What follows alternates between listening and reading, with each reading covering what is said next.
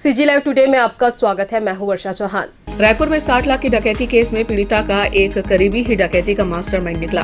खुलासे से पहले ही भास्कर को ये इनपुट मिल गए थे।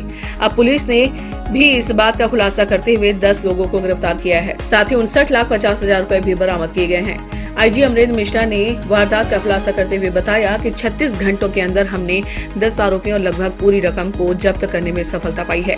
डकैती का उद्देश्य पारिवारिक पैसों के बंटवारे को लेकर था। पीड़ित की एक बहन ने रिटायर्ड सूबेदार के साथ मिलकर शातिर ढंग से पूरी योजना बनाई थी। इसमें 2 नागपुर और बिलासपुर, नांदगांव, दुर्ग के एक लोग घर में घुसे थे। इसके अलावा 5 लोग और योजना में शामिल थे जो रेकी करने, पुलिस पर निगरानी रखने का काम कर रहे थे। घटना के 5-6 घंटे बाद ही पैसों का बंटवारा हो गया था।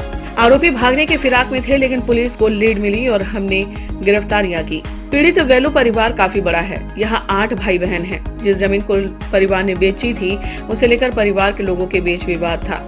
इनमें से कुछ लोगों में नाराजगी भी थी। इसकी भनक लगते ही पुलिस का शक करीबियों पर गहरा गया था। पुलिस लगातार परिवार के सभी सदस्यों से पूछताछ कर रही थी। वारदात के दौरान वे कहां पर थे, वारदात के पहले और बाद के एक्टिविटी पर लगातार पुलिस नजर बनाए रखी थी।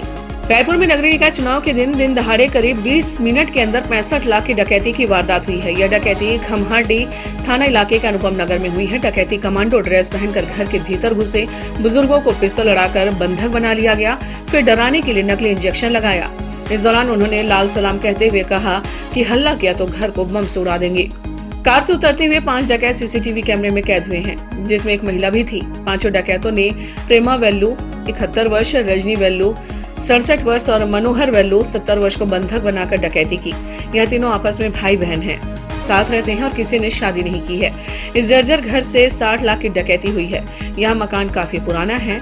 पीड़ित 10 सालों से यहाँ किराए से रहता है। वेलू परिवार ने कुछ दिन पहले ही अपनी एक पुश्तैनी जमीन बेची थी, जिसके बाद 65 लाख रुपयों को उन्होंने घर के भीतर ही पलंग के नीचे रखा था, जिन्हें डकैत लूट कर ले गए। इसके अलावा वे अलमारी से गहने भी साथ लेकर चले गए। भागने के दौरान उन्होंने तीनों बुजुर्गों को कमरे के भीतर बंद कर दिया। जैसे तैसे बुजुर्गों ने घर के पीछे के रास्ते से निकलकर पड़ोसियों और पुलिस को सूचना दी।